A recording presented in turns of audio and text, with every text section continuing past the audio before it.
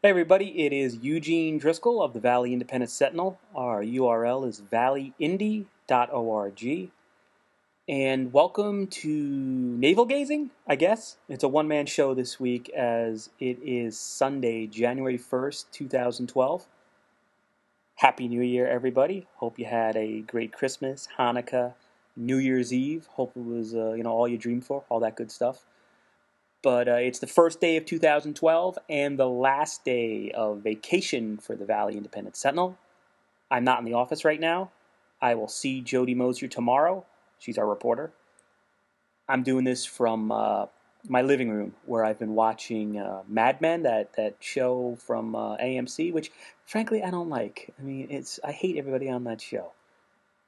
Anyway, my Christmas was a special Christmas for me. I have a 1-year-old son named Jack, which I still can't believe I have a 1-year-old.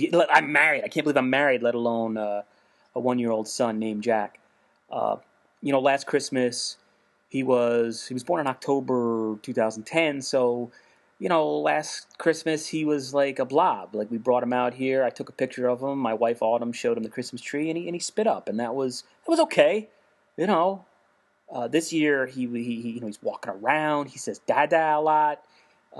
He learned to say banana today, which he says nana. It's just wild.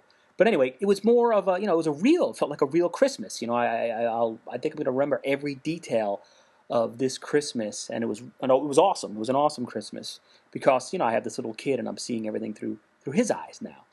So we had my parents up here for Christmas here in Derby. They came up from New York. I'm the youngest of 5 boys. Two of my other brothers, they got a billion kids between them who are all older now, and so I've never had my family come to my house for Christmas, and my parents did that. It was like I'm finally legitimate through their eyes because my wife birthed this kid. So Norman Rockwell Christmas for the Driscoll family, and then it all went to hell on Tuesday as my kid got a stomach virus, and holy cow, I won't go into details, but I guess I'm a member of that club, that the parents gross club. I am now officially I'm like VP of sales because after he got it, it was a 2-day thing. Apparently, it swept through the valley according to our phone calls to our doctors, but I got it 2 days later. I don't know. Everything's a blur. I had 5 days off, Monday through Friday of last week, and 4 of them were spent dealing with or being ill, dealing with someone who was ill or being ill myself.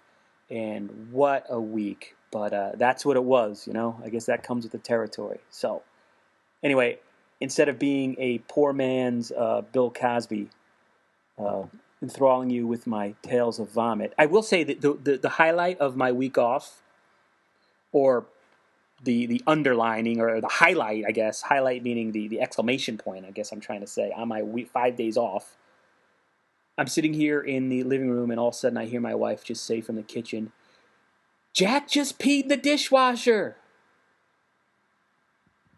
Top 10 stories in the Valley in 2011. Number 10, my son Jack pees in the dishwasher. No, sorry. These are my picks for the top 10 stories in the Valley in 2011. My picks only. Jody has her list up there. People on Facebook have different ones. But anyway, number 10, Sterling Opera House in Derby. It gets its cupola. That happened this year. Architect says it'll cost between $3 to $4 million to renovate the interior. They get a plan that actually seems doable if they can raise the cash. And number 3, Valley Community Foundation starts an endowment fund with Save Our Sterling. And now they've started this fund that will be used to, I was going to say, restore that theater. I think there's a whole, the glory time, the golden age of that building seems to be ahead of it, which is really good for Derby. So I thought that was big news in Derby. Number 9, top 10 stories in the Valley. Number 9, self-promotion, but sorry. We sponsored a first selectman debate in Seymour in October with the Seymour High School, I was going to say Glee Club, but not the Glee Club, the Student Council, the Seymour High School Student Council. And for us, it was just awesome. 131 people about showed up.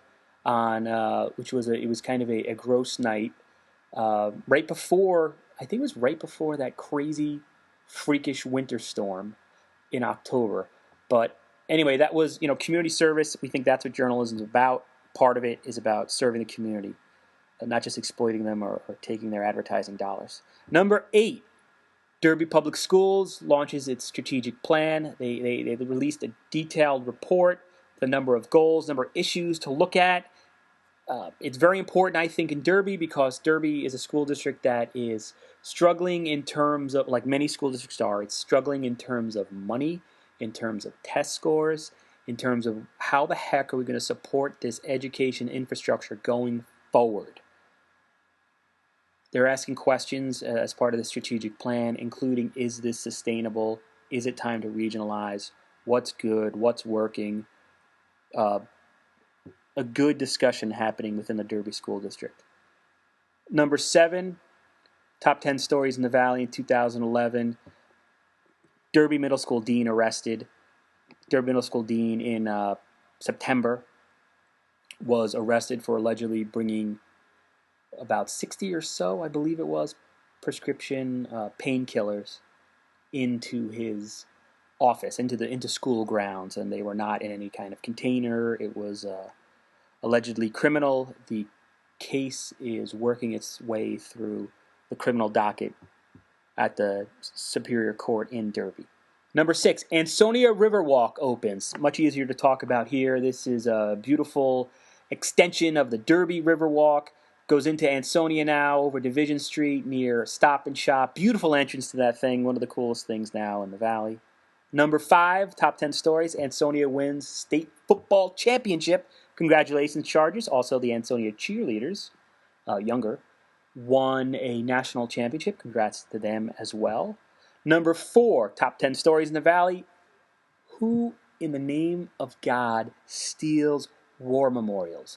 I don't care how desperate you are.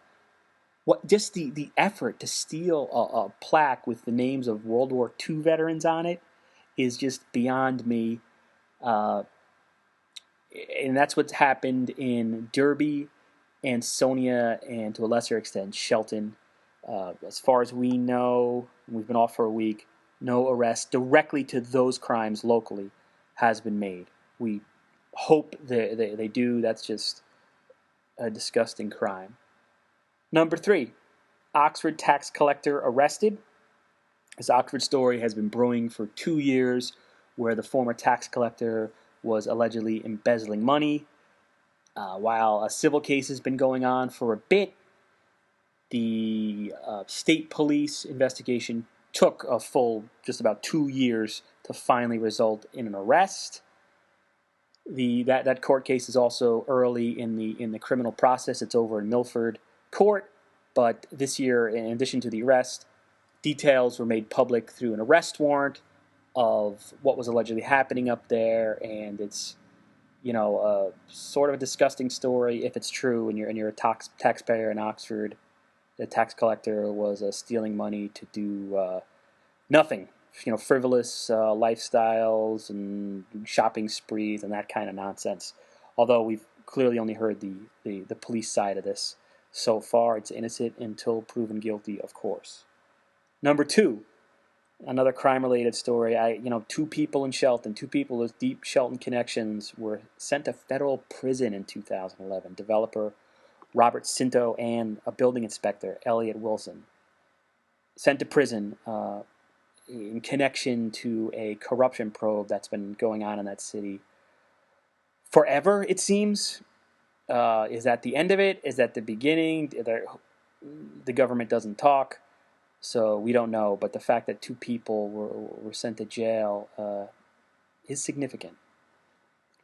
And I thought the top story in 2011, and this is the whole region, I'm not going to make any surprises here, but the weather, freaking Mother Nature, was off her rocker this year from last year's, storm, winter storms, buildings collapsing in the region due to snow load. Everyone knows what a roof rake is now. And then we had the Housatonic flooding, and then we had a freakish storm in July in Seymour that beat the heck out of their downtown. Oh, then we had Tropical Storm Irene come through. Oh, that was nothing compared to the October snowstorm that knocked out power to everybody and their brother in all the towns around here, except kind of Derby. And then we all have to see how woefully unprepared our utility companies are to handle something out of the norm. Whatever the reason may be, and I know a lot of people in the valley have relatives who work, and I'm not bad mouthing linemen or people that work at utility companies, but clearly there's something going on at higher levels where whoever was supposed to prepare for these things did not, and people in the valley were without power for up to 8 days. It was just hellish, and let's just hope that, of course, Mother Nature takes it a little easier on us this year. I'm not assuming she is, so I've got my studded snow tires on my car already. I got my roof rake ready to go. I just, gotta sell some more blood and return some more empty bottles to raise enough money for a generator. So that's it. Again, I went a minute over. Darn it. Who knows if they'll ever see the light of day now, this thing. But Happy New Year, and thank you for reading the Valley Independent Sentinel, particularly if you're on Facebook and particularly if you've listened to all 11 minutes of this freaking thing. Thanks a lot. We appreciate it. This doesn't feel like work. We love what we do at the Valley Indy, and thank you.